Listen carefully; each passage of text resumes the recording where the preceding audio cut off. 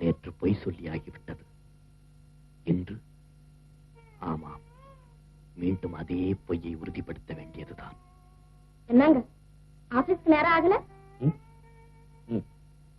Office குளிச்சிட்டு வாங்க, சமையல் ஆயிட்டு.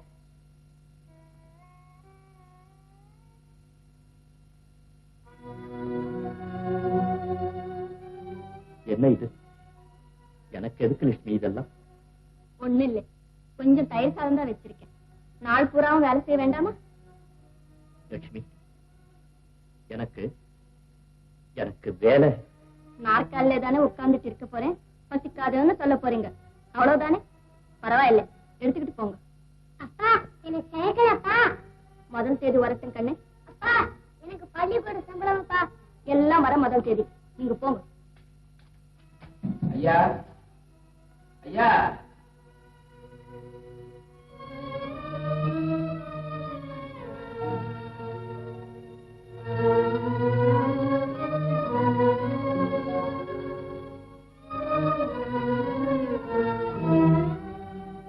ஏமா ஒழுங்கா பணம் தரதா உத்தேசமா இல்ல?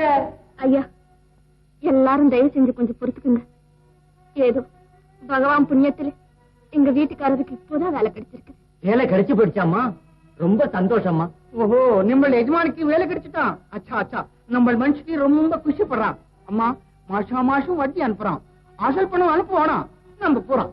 புறானாவது தேடாவது போய்யா. அம்மா மறுபடியும் பால் ஊத்தட்டுங்களா? இன்னும் கொஞ்ச நாள் ஆகட்டும் ஐயா. எல்லாரும் ஒரு முதல் தேதி அன்னைக்கு வாங்க. ஒரே அடியா உங்க கடன் தீர்க்க முடியாட்டாலும் கொஞ்சம் கொஞ்சமா கொடுத்துடுறோம். சரியம்மா, இந்த மாசத்துக்கு வேண்டிய மளிகை சாமான் கூட வாங்கிக்கீங்க. அப்ப நாங்க வர்றோம்.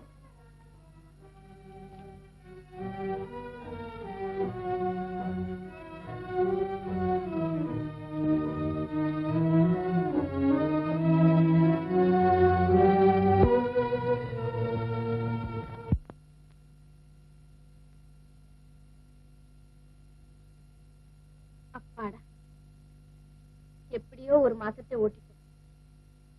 ஒரு மாசம் போறது ஒரு யுகம் போற மாதிரி இல்ல இருக்குது. நாளைக்கு முதல் தேதி. நாளைக்கவா முதல் தேதி? ஆமா. இந்த மாசம் 31 தேதி இல்ல? இல்லையே.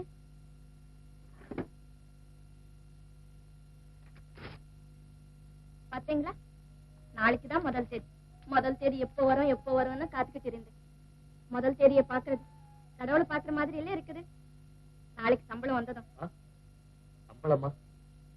அது எந்த மூலைக்கு போகுதுங்கிறீங்களா? ஏதோ